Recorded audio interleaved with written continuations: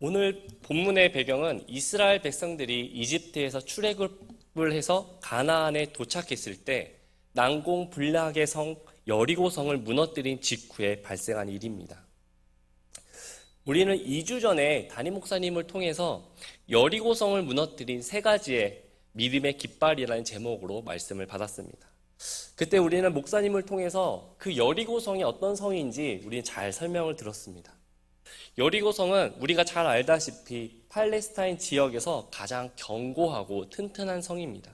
얼마나 크고 견고했는지 이 여리고성 안에는 내성과 외성이 있었는데 사람들이 그 안에서 집을 짓고 생활을 하였다고 합니다. 이에 반해 이스라엘 백성들은 40년 동안 광야에서 고생하다가 이제야 가나안에 도착했는데 그들의 상태가 좋았겠습니까? 또 무기가 좋았을까요? 사기가 좋았을까요?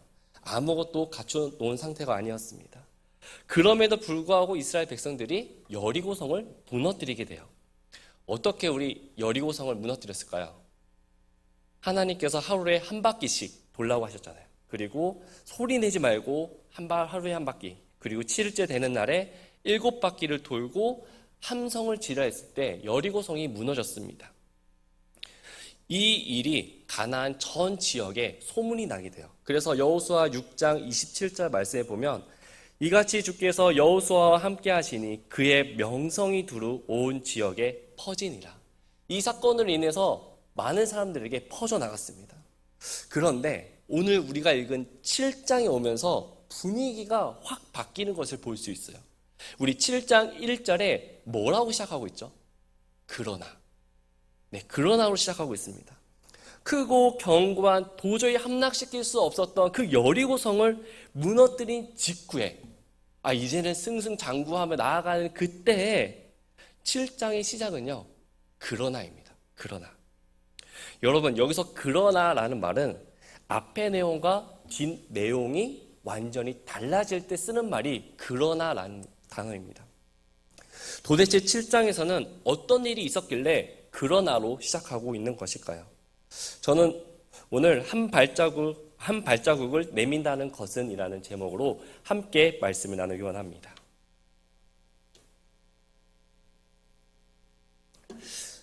여러분 혹시 노인과 바다라는 책을 읽어보셨나요? 해밍웨이가 인간의 삶의 정신을 묘사한 단편 소설입니다.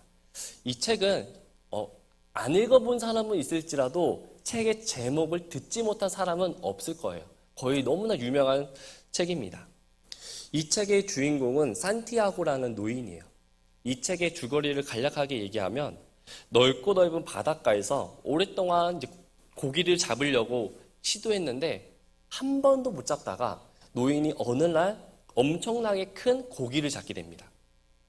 그 고기를 배에 매달고 돌아오는 도중에 상어떼를 만나요. 그래서 그 잡은 고기 다 뜯기고 다 빼앗겨서 결국 고기의 뼈만 가지고 돌아오게 되는 내용이에요. 우리가 인생을 살다 보면 정말 여러 가지 많은 일들을 경험하게 되는 것 같습니다. 인생이라는 이 고기를 잡기 위해서 우리는 정말 열심히 노력합니다. 노력의 결과물로 큰 고기를 잡았어도요, 그걸 잡고 가지고 오는 도중에 인생에서 저희들 상어떼를 만나기도 하고 또 잡은 고기를 다 빼앗기기도 하고 때로는 폭풍을 만나 죽을 뻔하기도 합니다. 우리 인생은 잔잔한 날이 참 없는 것 같아요. 잘 되고 성공해서 남부럽지 않을 정도가 되었지만 언제 폭풍이 들이닥칠지, 언제 상어떼가 와서 내 것을 다 빼앗아 갈지 모릅니다. 많은 사람들이 인생을 일생으로만 생각합니다. 한 번밖에 없으니 이왕 사는 인생 내가 누릴 거 다 누려보면서 살겠다고 얘기해요. 그러나 우리 믿는 그리스도인들에게는 인생은 일생이 아니라 삼생이라는 것을 아시나요? 엄마 뱃속에서 일생, 지금 우리가 살아가는 게 두 번째 이생, 그리고 하나님과 함께 있는 천국에서 사는 것이 삼생입니다. 그렇다고 한다면 우리가 이 땅에서 살아갈 때 어디에 초점을 맞추며 살아가야 될까요? 일생을 살아가는 사람들처럼 이 세상이 전부인 양, 이 세상의 성공만을 바라보며 살아가는 것이 맞을까요? 영원한 천국을 바라보며 이 세상을 믿음으로 살아가는 것이 맞을까요? 우리는 믿음으로 이 세상을 살아가야 될 줄 믿습니다. 그러므로 우리가 믿음으로 이 세상을 한 발자국, 한 발자국씩 내밀면서 살아가길 원합니다. 사랑하는 성도 여러분, 믿음으로 한 발자국 한 발자국 내민다는 것은 새로운 도전입니다. 새로운 도전은 누구나 가본 길이 아니기 때문에 늘 어렵습니다. 늘 힘듦이 있고 두려움이 있습니다. 그러나 이 어려움과 두려움을 잘 극복했을 때 세상에서는 성공이라는 타이틀을 주어주듯이 우리가 믿음으로 한 발자국 한 발자국 내밀어 걸어간다면 하나님께서는 우리에게 믿음이 있다라고 칭찬해 주실 줄 믿습니다. 여러분, 걸음의 시작은 한 발자국을 내미는 것이지만 이것이 걷는다라고 표현하진 않습니다. 걷는다는 것은요, 양발이 앞뒤로 움직였을 때 우리는 걷는다라고 얘기를 해요. 많은 그리스도인들이 우리가 믿음으로 걸어가야 된다는 것을 알아요. 하지만 정작 중요한 순간에는 머뭇거릴 때가 있습니다. 왜 우리는 믿음으로 한 발자국을 내밀어야 한다는 것은 잘 알지만 내밀고 걸어가는 것에 왜 머뭇거리는 것일까요? 오늘 본문을 통해서 함께 살펴보기를 원합니다. 한 발자국을 내밀지 못하는 이유, 첫 번째는 두려움 때문에 머뭇거리는 것입니다. 여호수아에게는 큰 걱정거리가 있었습니다. 모세의 뒤를 이어서 이스라엘 백성들을 잘 내가 이끌어갈 수 있을까라는 이런 걱정과 두려움이 있었어요. 모세가 이스라엘 백성들을 이집트에서 출애굽하고 함께 광야 생활을 하면서 이스라엘 백성들을 인도하는 그 모습을 여호수아가 바로 옆에서 지켜보았습니다. 근데 이 이스라엘 백성들이 잘할 때는 너무 잘해요. 그러나 자신에게 조금만 손해가 있고 아쉬움이 있고 좀 뭔가 힘듦이 있으면 항상 하는 패턴이 모세를 욕했습니다. 지도자를 욕했어요. 때로는 광야에 물이 없어서 모두가 고생하고 있는 그 상황 속에서 이스라엘 백성들은요, 왜 저 모세는 우리를 이집트에서 출애굽해가지고 이렇게 힘들게 하냐라고 비난합니다. 얼마나 심하게 비난했는지 그 온유했던 모세도요, 하나님은 반석에서 명령하면 물이 나온다 했는데 화를 내면서 반석을 2번 치게 됩니다. 이 일로 인해서 모세는 가나안 땅에 들어가지 못하게 돼요. 이 모든 일들을 옆에서 지켜본 사람이 여호수아였어요. 여호수아가 이스라엘 백성들을 내가 이제 이끌어 가야 된다? 이런 생각을 가면 저 같은 경우는 참 두려움이 올 것 같습니다. 당시 이스라엘 백성들의 수는 60만 명이었어요. 60만 명이나 되는 이스라엘 백성들이 어떤 사람인지 너무나 잘 알았고 그들의 지도자로 살아간다는 것이 얼마나 힘든 일인지 누구보다 여호수아는 잘 알았습니다. 온유했던 모세도 너무나 힘들어했는데 부족하고 연약한 내가 과연 잘할 수 있을까라는 두려움이 있었습니다. 이때 하나님은 이런 모세를 위해서 위로하여 주셨습니다. 우리 신명기 31장 6에서 8절 같이 한번 볼까요? 신명기 31장 6에서 8절입니다.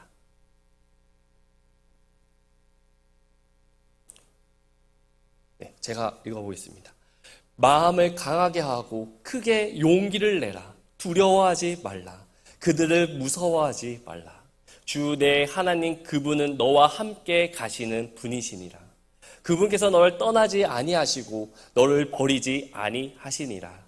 또 모세가 여호수아를 불러 온 이스라엘 눈앞에서 그에게 이르되 마음을 강하게 하고 크게 용기를 내라.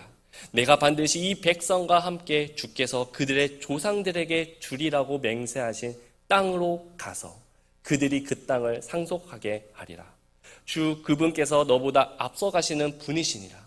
그분께서 너와 함께 하사 너를 떠나지 아니하시고 너를 버리지 아니하시리니 두려워하지 말라, 놀라지 말라라고 말씀하셨습니다. 이렇게 두려워하고 있는 여호수아에게 하나님께서는 두려워하지 말라고, 용기를 내라고, 무서워하지 말라고 위로해 주셨습니다. 이제 시간이 흘러 모세가 죽었습니다. 이제 여호수아가 지도자가 되어서 이스라엘 백성들을 데리고 가나안 땅에 정복하러 들어가야 되는 상황이었어요. 그동안은 영적인 아버지 모세가 있었기 때문에 의지하면서 이제 했지만 이제는 아무도 없었습니다. 오로지 자신이 결정하고 나아가야 되는 순간이었어요. 저도 참 이 부분이 공감이 돼요. 우리 목사님과 함께 있으면 그래도 저는 이제 많이 의지가 되는데, 목사님께서 안 계시면 어떻게 해야 될까? 실수하진 않을까? 뭐 어떻게, 이런 생각들이 많이 있습니다. 전에는 앞으로 일어날 일에 대한 여호수아가 두려움이 있었다면, 이제는 현실적인 두려움으로 떨고 있었습니다. 이때 하나님은 두려워하고 있는 여호수아에게 이번에도 말씀을 하세요.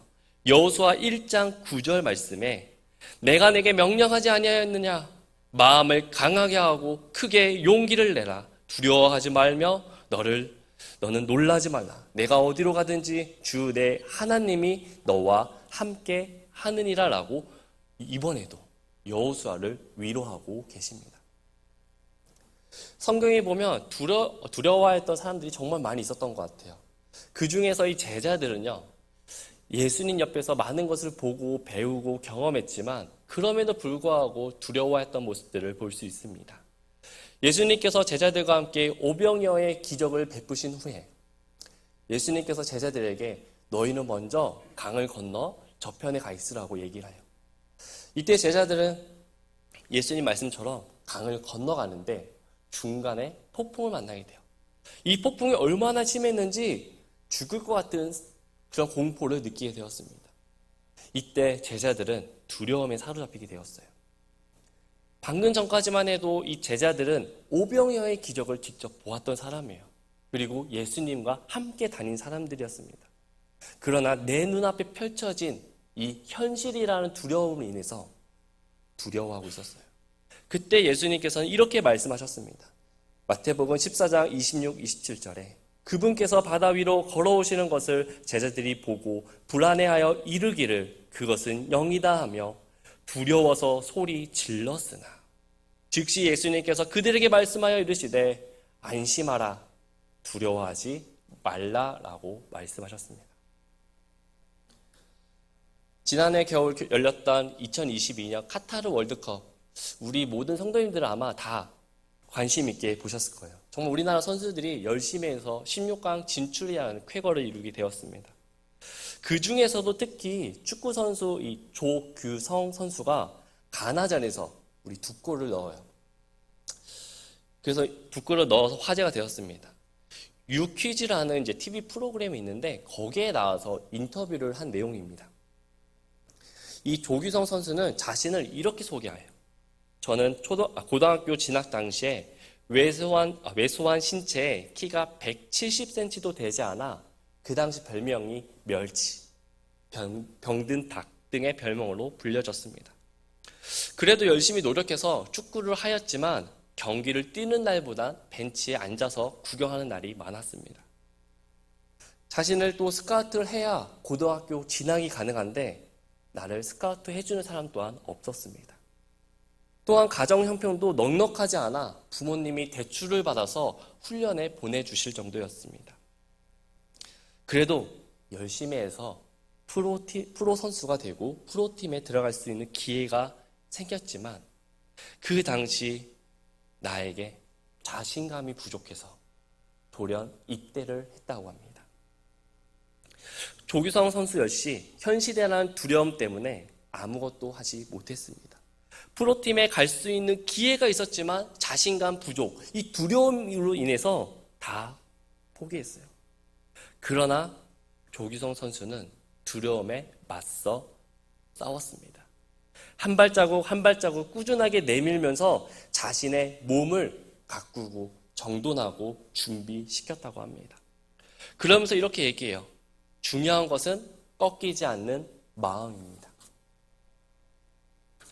그렇습니다. 중요한 것은 꺾이지 않는 마음이에요. 이 세상에 두려움이 없는 일이 있을까요?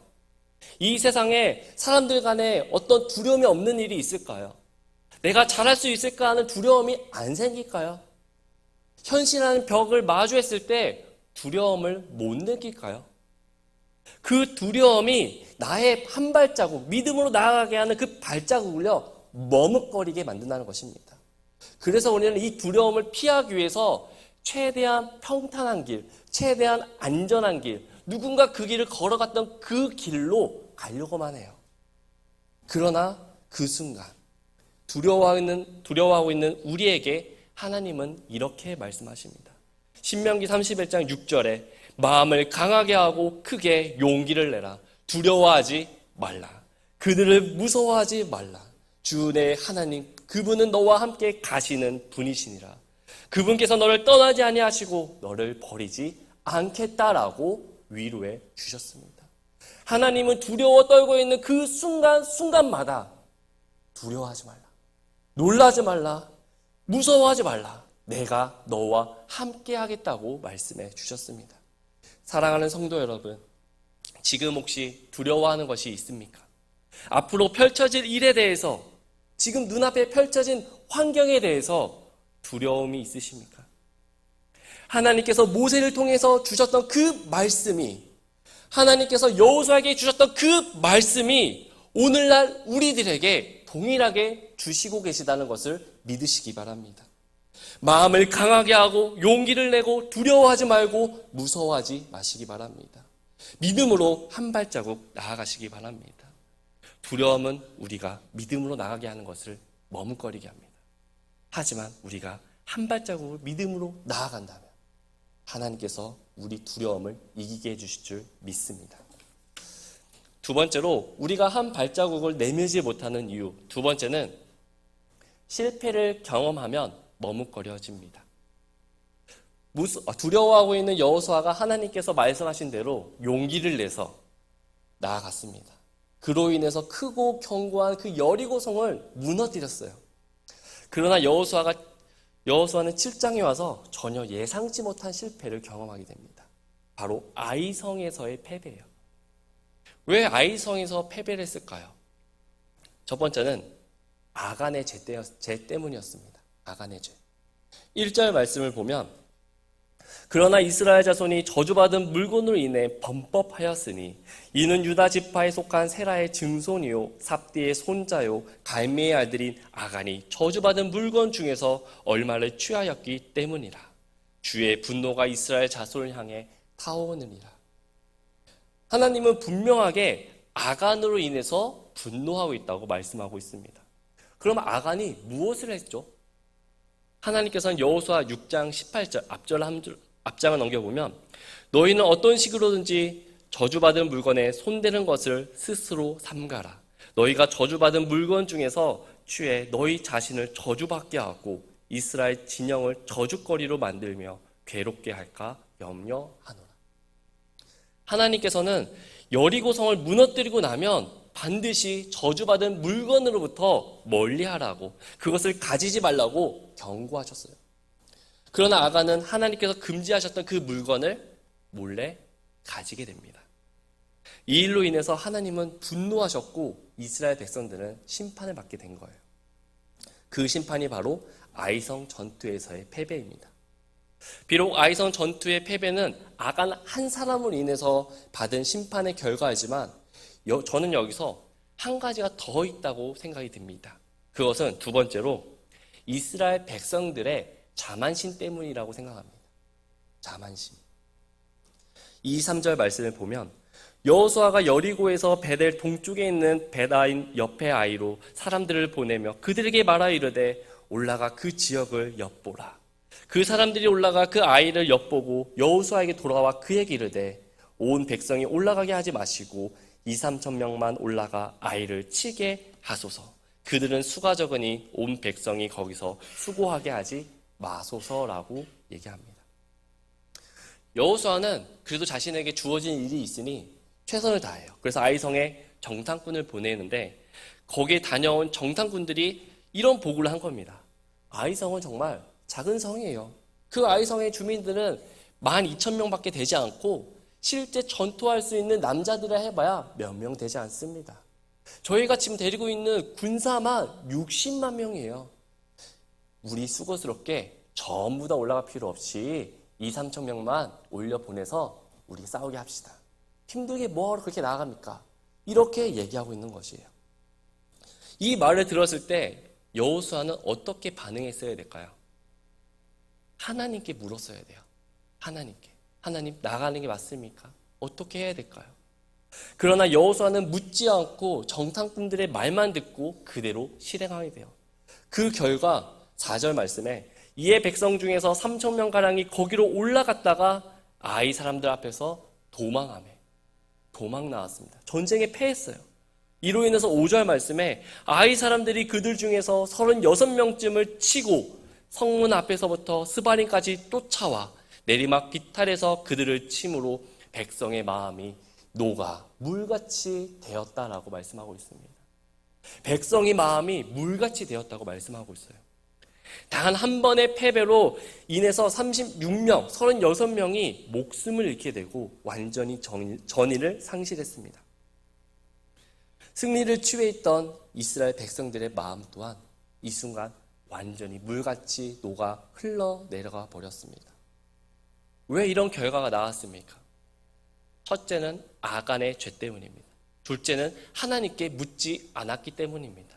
세 번째는 자만심에 취해 있었기 때문에 이런 결과가 일어난 것입니다. 여호수아도 그렇고 이스라엘 백성들도 아이성을 너무나 얕보았어요. 얕보았던 이유가요, 지금까지 이 7장 오는 것까지 살펴보면 2장에서는 요단 동편 아모리 두 왕을 싸워서 이깁니다. 3장에서는 요단강을 건너요. 6장에서는 불가능해 보이는 그 여리고성을 무너뜨리게 돼요. 그러니 이들은 지금 승승장구, 우리가 하면 무조건 승리다라는 이런 마음들이 있었던 것입니다. 우리가 이렇게 왔는데 아이성은 지금까지 싸워왔던 적들에 비해 너무나 작고 연약했던 것이에요. 근데 여러분, 여기서 여호수아와 이스라엘 백성들의 착각이 있습니다. 요단 동편에서 싸웠을 때, 아모리 왕과 싸웠을 때 그 싸움 누가 한 것일까요? 요단강을 건너게 하신 것은 누가 인도해 주신 것일까요? 활도 쏘지 않고 칼 한번 휘둘러 보지 않고 아무도 죽지 않고 피해도 입지 않고 그냥 소리 한번 쳤을 뿐인데 여리고성이 무너졌어요. 그건 누가 한 것일까요? 이스라엘 백성들이 한 것이라고는요, 아무것도 없었습니다. 다 하나님께서 하신 것이었습니다. 이스라엘 백성들은요, 그저 그 순간에 하나님께서 말씀하시면 순종한 것 뿐이었어요. 그래서 하나님께서 가나안 땅에서 첫 전투, 첫 열매, 첫 수확인 이 여리고성에 나오는 모든 것들을요, 너희들이 취하지 말고 다 파괴하고 불태워서 없애라고 말씀하셨습니다. 왜 그렇게 하셨을까요? 다 하나님께서 주신 것이기 때문에 그렇습니다. 우리가 11조를 드리는 이유 또한 그렇습니다. 우리가 하나님께서 나에게 주신 것이기 때문에 내가 하나님께 드리는 것 당연한 것 아닙니까? 여호수아와 이스라엘 백성들은 죄로 인해 자만심 때문에 이들의 착각 때문에 그들은 패배를 경험하게 되었습니다. 이에 여호수아의 모습을 한번 살펴보겠습니다. 7절에서 9절 말씀에 보면 여호수아의 모습은 정말 한탄과 원망을 하고 있는 모습을 볼 수 있어요. 이르되 슬프도다. 오 하나님이여, 대체 어찌하여 주께서 이 백성을 데려다가 요르단을 건너게 하시고 우리를 아모리 족속의 손에 넘겨주사 멸망시키려 하셨나이까. 우리가 흡족히 여기고 요르단 저쪽에 거하였더라면 좋을 뻔하였나이다. 오 주여, 이스라엘이 자기 원수들 앞에서 자기 등을 돌리니 내가 무슨 말을 하리이까. 가나안 족속과 그 땅의 모든 거주민들이 그것을 듣고는 우리를 둘러싸고 우리의 이름을 땅에서 끌으니니 주께서는 주의 크신 이름을 위해 어찌하려 하시나이까 하니라. 여호수아는 지난 40년 동안 광야에서 모세와 함께 있을 때에도요, 단 한 번 불평한 적이 없었던 사람입니다. 가나안 땅을 12명의 정탐꾼을 보냈을 때도요, 믿음의 보고를 한 사람이 여호수아와 갈렙이었습니다. 이랬던 여호수아가 지금 뭐라고 얘기하고 있죠? 왜 우리를 이곳에 데리고 왔냐라는 것입니다. 여호수아가 하나님을 향해서 원망하고 불평하고 있는 것입니다. 여호수아가 하나님께 묻기만 했다면, 그 정탐을 듣고 하나님께 묻기만 했다면 하나님께서는요, 알려주셨을 것이에요. 왜냐하면 7장 1절에 이스라엘 백성들이 죄를 지었다라고 얘기하고 있기 때문에 그렇습니다. 그러나 이 실패로 인해서 여호수아와 백성들의 마음은 물같이 흘러 내려갔습니다. 그리고 더 이상 앞으로 전진할 수 없게 되었어요. 성경에 보면 이와 똑같이 실패를 경험했던 욥이 나옵니다. 하루아침에 자신의 모든 것들을 잃었습니다. 사랑하는 아내, 자녀들, 재산, 건강, 모든 것들을 잃었어요. 그때 욥은 이렇게 고백합니다. 욥기 1장 21, 22절에 이르되 내가 내 어머니 태에서 벌거벗고 나왔은즉 벌거벗은 채 거기로 돌아가리라. 주께서 주셨고 주께서 가져가셨으니 주의 이름이 찬송을 받으시기 원하노라. 이 모든 일을 겪으며 욥이 죄를 짓지 아니하고 어리석게 비난하지도 아니하였더라. 욥은 실패를 경험했지만 하나님을 원망하거나 불평하지 않았습니다.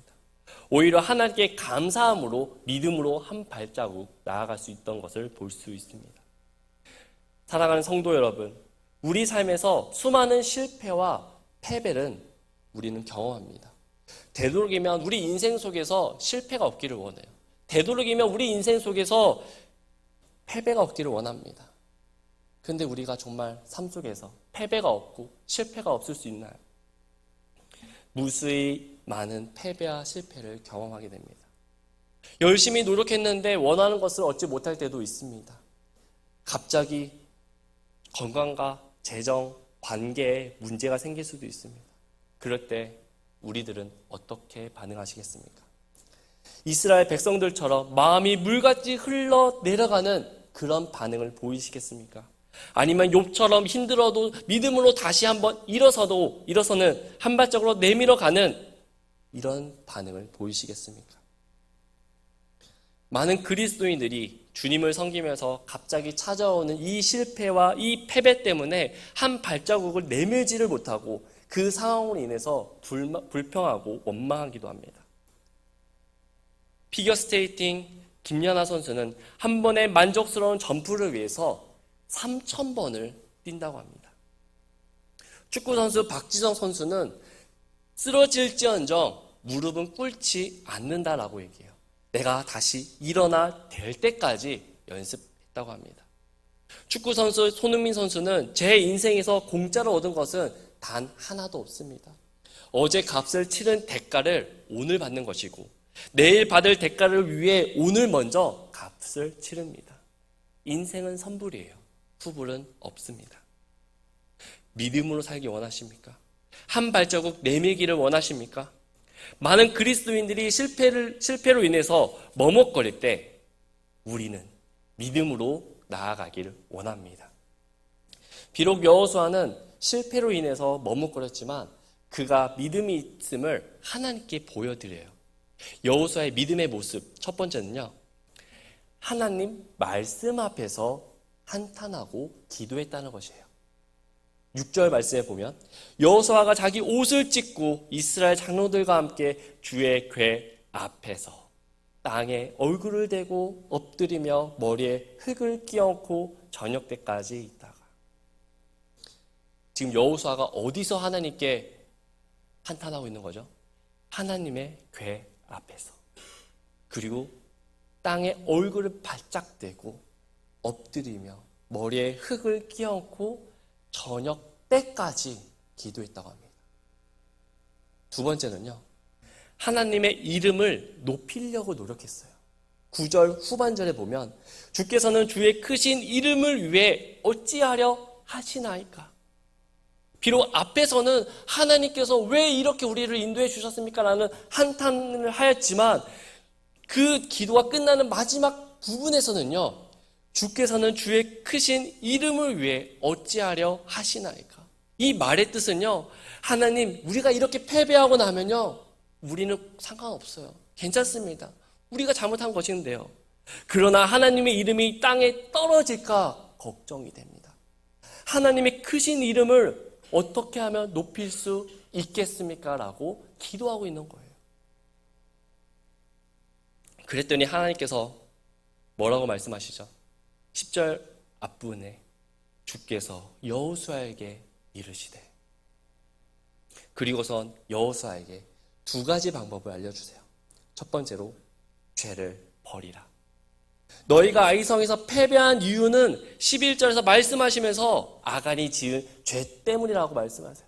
그리고 그 죄를 제거하라고 말씀합니다. 13절 말씀에 오 이스라엘아 내 한가운데 저주받은 물건이 있나니 너희가 그 저주받은 물건을 너희 가운데서 제거하기 전에는 내가 내 원수들 앞에 설 수 없느니라 라고 말씀합니다. 두 번째는 일어나라 말씀하십니다. 일어나라. 의인은 7번 넘어져도 다시 일어난다고 말씀하셨습니다. 다시 일어서야 되는 것입니다.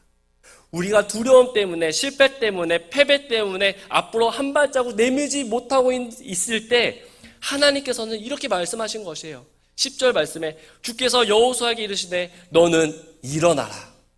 내가 어찌하여 이같이 얼굴을 땅에 대고 엎드리고 있느냐라고 말씀하고 있는 것입니다. 이 말은 하나님께서 내가 두려워하지 말고 놀라지 말고 무서워하지 말라고 하지 않았느냐? 어찌 이렇게 엎드려 있느냐라고 말씀하고 있는 것입니다. 그러면서 13절 말씀에도 일어나 백성을 거룩히 구별하고 이르기를 내 일을 대비하여 너희 자신을 거룩히 구별하라. 일어나고 대비하라고 말씀하십니다. 여러분, 예수님께서 십자가의 고통을, 십자가를 지시기 전에 마지막 겟세마네 동산에 올라가서 무엇을 하셨죠? 하나님께 기도해요. 할 수만 있다면 이 십자가를 이 십자가를 피해갈 수 있게 달라고 기도합니다. 그러나 내 뜻대로 마옵시고 아버지의 뜻대로 해달라고 기도하잖아요. 그럼에도 불구하고 예수님은요, 무릎 꿇고 기도해서 꾸준히 했음에도 불구하고 응답해 주지 않으셨음에도 불구하고 예수님은 일어나서 십자가를 지셨습니다. 뿐만 아니라 예수님은 십자가에 달려 죽으신 후에 3일 만에 다시 일어나셨어요. 안진뱅이에게도 내게 은과 금은 없지만 예수 그리스도의 이름으로 일어나 걸으라 했을 때 안진뱅이가 일어났습니다. 야이로의 딸이 죽었을 때 예수님은 야이로 딸에게 소녀야 내가 내게 이르노니 일어나라 했을 때 그 소녀가 일어났습니다. 우리 하나님께서 우리에게 지금 말씀하고 계십니다. 지금 두려워하고 있느냐? 두려워하지 말아라. 지금 패배하고 실패해서 좌절하고 쓰러져 있느냐? 일어나라 라고 말씀하고 계시는 거예요. 어찌하여 땅에 얼굴을 대고 엎드려 있느냐? 일어나서 믿음으로 한 발자국 내밀어가는 저와 여러분들이 되길 원합니다. 우리가 믿음으로 다시 일어나 한 발자국 내민다면 하나님은 또다시 응답해 주세요. 여호수아 8장 1절 말씀에 보면 주께서 여호수아에게 이르시되 두려워하지 말라. 너는 놀라지 말라. 전쟁을 할 수 있는 온 백성을 거느리고 일어나 아이로 올라가라. 보라, 내가 아이의 왕과 그의 백성과 그의 도시와 그의 땅을 내 손에 주겠다라고 말씀하십니다. 이번에도 통일하게 여호수아에게 위로하고 있는 모습을 볼 수 있습니다. 사랑하는 성도 여러분, 한 발자국을 내민다는 것은 정말 두려움이 있습니다. 한 발자국을 내민다는 것은 실패를 한번 경험하면 또다시 내밀기가 어렵습니다. 그럼에도 불구하고 우리는 포기하지 않기를 원합니다. 우리 하나님께서 두려워하고 실패하고 패배한 우리들을 다시 일으켜 세워 주실 줄 믿으시기 바랍니다. 하나님의 말씀에 순종하고 일어났을 때 하나님께서 약속하신 땅들을, 축복들을 저와 여러분들이 받아 누리게 될 줄 믿습니다. 신발 회사에서 두 사람의 세일즈맨을 아프리카로 보내게 됩니다. 이제 새로운 시장을 개척하기 위해서 2명을 보내게 되는데요. 2명이 아프리카에 막 도착했어요. 그 중에 1명은 아프리카 사람들을 보면서 여기는 신발을 아무도 안 신는구나. 여긴 팔 수 없다라고 생각해요. 또 1명은 이곳은 아무도 안 신네? 대박 나겠다. 이렇게 생각을 해요. 그래서 각자 본사에게 얘기를 합니다. 1명은 절대 팔면 안 됩니다. 다른 1명은 팔면 대박입니다. 사랑하는 성도 여러분, 같은 상황을 보더라도요, 어떻게 보느냐에 따라 사람마다 다르게 보입니다. 우리 모두는 똑같이 하나님의 자녀이고 같은 장소에서 같은 강동 성서 침례교회에서 우리 목사님을 통해서 같은 말씀을 가지고 같은 예배를 드립니다. 그러나 그 안에서 나타나는 반응들은 다 다릅니다. 그때 우리들의 반응은 어떤 반응이십니까? 상황이 두렵기 때문에, 패배했기 때문에 믿음으로 한 발자국 내미는 것이 주저하고 있습니까? 아니면 상황이 두렵고 패배했어도 그럼에도 불구하고 하나님이 함께 하시니까 난 할 수 있어라고 반응하고 있습니까? 여호수아가 믿음으로 순종했을 때 하나님께서 하나하나 인도하여 주셨던 것처럼 우리가 믿음으로 한 발자국 내밀 때 우리 하나님께서 나를 인도해 주실 줄 믿으시고 기억하시고 앞으로 이런 하나님을 바라보며 나아가는 저와 여러분들이 되길 원합니다. 기도하겠습니다.